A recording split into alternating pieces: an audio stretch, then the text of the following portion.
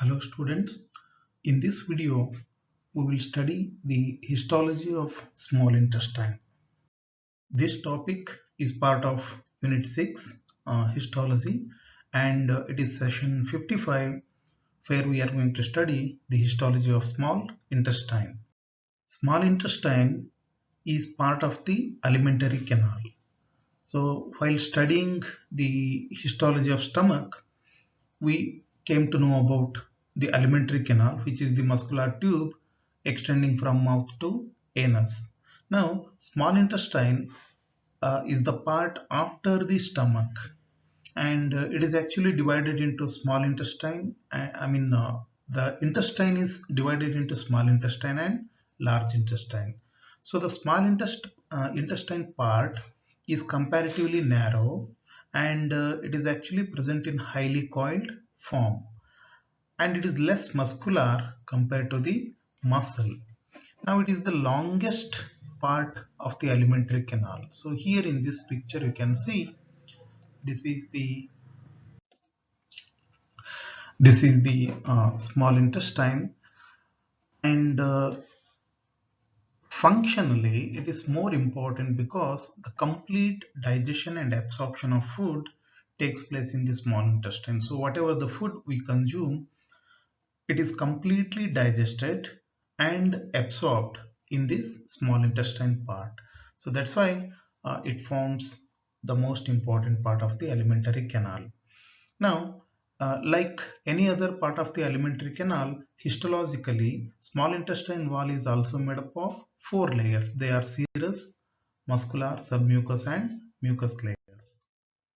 Now, in these two diagrams, let us try to understand how the small intestine wall appears under the microscope. So the transverse section of small intestine of any mammalia will show like this. So this is the actual photograph, and this is the diagrammatic representation. Now you can see here in this section, the outermost layer is serosa, which is very thin, and it is made up of simple squamous epithelium and some amount, and below this serosa you find the muscularis.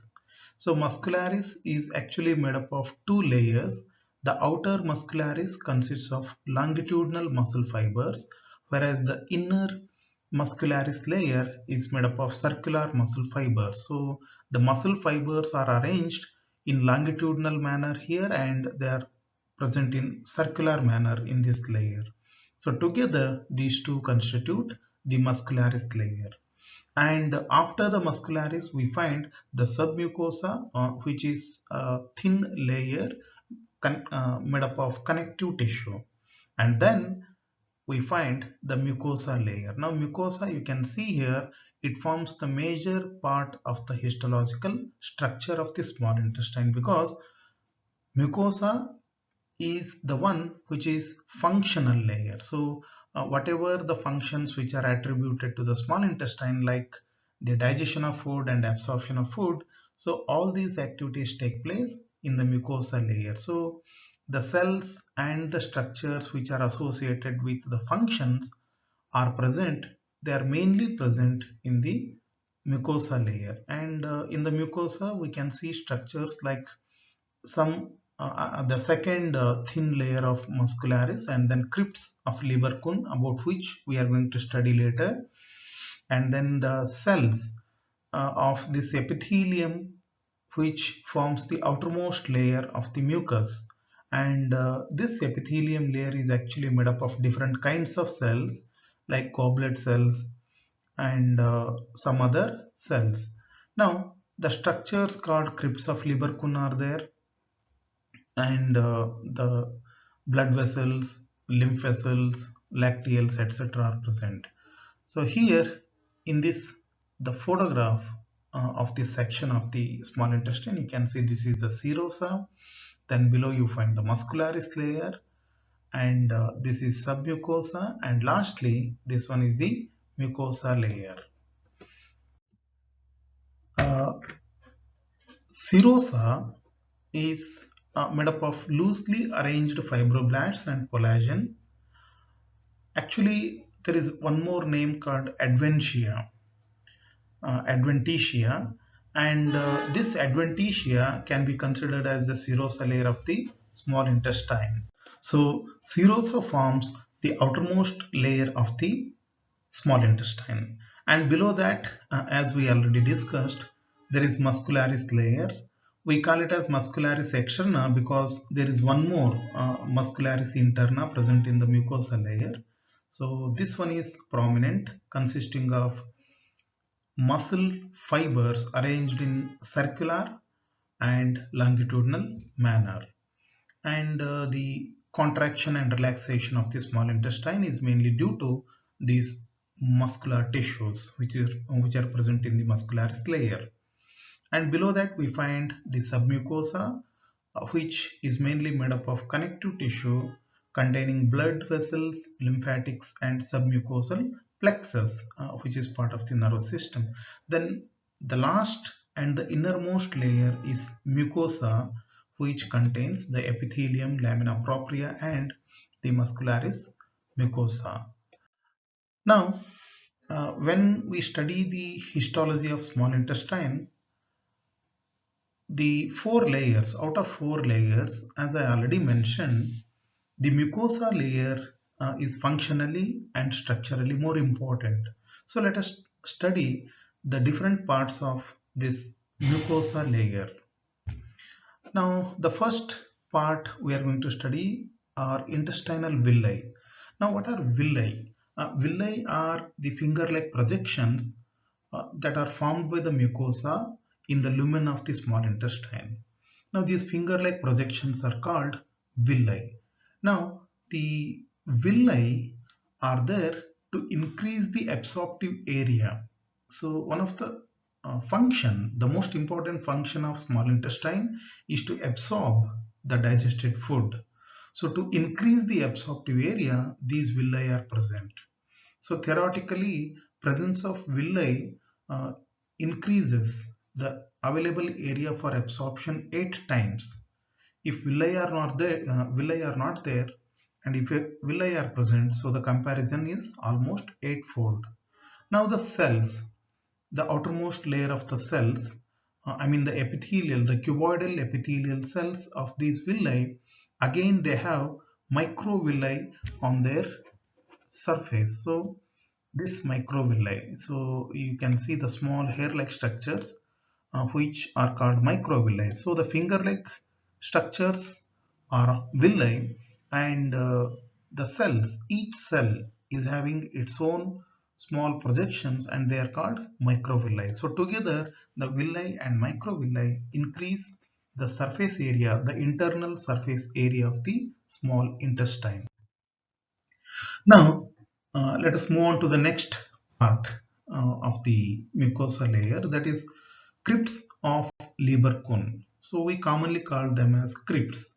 So crypts are the important parts of the small intestine, and they are generally called crypts of Lieberkühn. So here you can see this,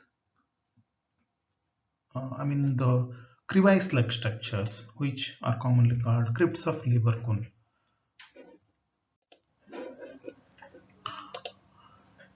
Crypts of Lieberkühn are tubular invaginations of the epithelium into the lamina propria. So they are simple tubular intestinal glands that are lined by the epithelium, and the epithelium is supported on the outside by a basement membrane. So here you can think this as the crypts of Lieberkühn, and the crypts of Lieberkühn epithelium, they are lined with different kinds of cells like stem cell, Paneth cell, endocrine cell, etc., about which we will study in the further slide. Now, the epithelial lining of the crypts of Lieberkühn, they contain different kinds of cells. So you can consider these cells as the cells of small intestine. The cells of the inner layer of the small intestine, which are functionally important. So the cells we find are enterocytes, goblet cells, stem cells, Paneth cells, and enteroendocrine cells. Now, enterocytes So these are the absorptive epithelial cells. Now, enterocytes, which are part of the crypts of liver cone, are considered as absorptive cells. So the food which enter into the small intestine. Now, just I want to explain some physiological aspect here. So the food which enters from the mouth, it is treated by amylase enzyme of the saliva secretion, and then it enters into the stomach. So in the stomach, the food is mixed with uh, gastric juice, which contains hydrochloric acid and pepsin and renin enzymes. Then the food enters into small intestine. So the duodenal part of the small intestine, it receives different juices like pancreatic juice and bile juice. Now, bile juice is associated with lipid digestion, and pancreatic juice contains enzymes which will act on all kinds of nutritive materials like carbohydrates, proteins, lipids, nucleic acids. So the food which is acted upon by the enzymes of the pancreatic juice, then they are going to be absorbed into the enterocytes. Now enterocytes contain same kind of enzymes inside the carbohydrate digesting enzymes, protein digesting enzymes, lipid digesting enzymes, and nucleic acid digesting enzymes are present in these cells. So the food is absorbed into the cell and then it is absorbed intracellularly. Then goblet cells, the name goblet is given because of the shape, the glass shaped cells which are involved in secretion of mucus. Now, the next type of cells we find in the epithelial cells are enteroendocrine cells. Now, as the name suggests, these are associated with secretion of hormones. They are located in the deep regions of the crypts and are less numerous, so they are found in very less number. They are similar to those in stomach, and they produce different hormones. So we find enteroendocrine cells in the stomach also, but the secretions, the hormone secreted by stomach is different and hormone secreted by intestine is different. And the secretions, as we know, the hormones are not secreted into the lumen, but they are directly secreted into the blood vessels. I mean into the blood of the blood vessels which are present in the lamina propria tissue. And many hormones are actually secreted, and two important hormones I can mention. They are cholecystokinin, which is commonly called CCK, and the secretin hormone. Now these hormones actually regulate the functions of small intestine, like the contraction and relaxation of the small intestine, then secretion of enzymes of the digestive glands. So like this, the hormones are secreted by the enteroendocrine cells of the Paneth cells. Are another kind of cells which we find in the epithelium of the small intestine. I mean the inner layer epithelium of the small intestine. They mainly secrete peptidase and lysozyme enzymes. Then there is one more kind of cells called stem cells. Now these stem cells are also called undifferentiated cells. Now they are very important because all other kinds of cells which we find in the epithelium of the small intestine, the inner epithelium of the small intestine, they are actually produced by these stem cells. Say for example, the Paneth cells, enteroendocrine cells, and the cells which contain enzymes. So all those cells can be produced by these stem cells. So therefore, stem cells can be considered as source cells for all other kinds of cells. Now, there is one structure called lamina propria, and let us try to understand a little bit about this lamina propria. Now, what is this lamina propria? Here you can see these are the villi, and these are the finger-like structures called villi, and these crypts, they represent crypts of liver cone. Now you can see the villi consists of a connective tissue, and this connective tissue, which is of course villi are part of mucosa layer. So the connective tissue which is present in the mucosa and inside the villi, so that is called lamina propria. So lamina propria is nothing but connective tissue, and this loose connective tissue supports the delicate mucosal epithelium, and it allows the epithelium to move freely with respect to deeper structures, and provides for immune defense. Now, in the lamina propria, we find structure called Peyer's patches, so which are part of our immune system, because the lumen of the intestine receives food, water, etc., and they may contain pathogens, and those pathogens are taken care by this lamina propria layer, which contains Peyer's patches. Now that's about the lamina propria. And intestinal glands. Let us try to understand about this structure, because intestinal glands are the ones which secrete the intestinal juice.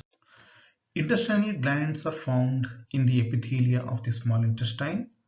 Intestinal glands of the small intestine contain a base of replicating stem cells, Paneth cells, and goblet cells. So technically, what we studied under the heading of cells of small intestine, so all those cells together constitute intestinal glands. Now we have studied different kinds of glands, like in our body we find exocrine glands and endocrine glands. Now glands like pancreas, thyroid, pituitary, they are well organized glands which have their own structure, whereas the intestinal gland cannot be compared to a pancreas or thyroid, because intestinal gland is a kind of diffuse gland whose cells are distributed in different parts of the small intestine, right? So you cannot expect to see intestinal gland in a single space. So intestinal glands are nothing but the different types of cells like stem cells, Paneth cells, goblet cells, and enterocytes, which are distributed in different parts of the inner wall of the small intestine. Now, the enterocytes of the small intestine, they contain digestive enzymes that digest specific foods while they are being absorbed through the epithelium. As I already mentioned in a previous slide, the intestinal juice is actually not secreted like pancreatic juice. Pancreatic juice is produced by pancreas, and it is released into the small intestine, which acts upon the food that enters into the small intestine. Whereas the enterocytes, which are the main exocrine part of the intestinal gland, they contain enzymes. Of course, they have enzymes like peptidase, sucrase, maltase, lactase, intestinal lipase, etc. within the cell. So the food is absorbed into the cell, and that food is acted upon by the enzymes which are present inside the cell.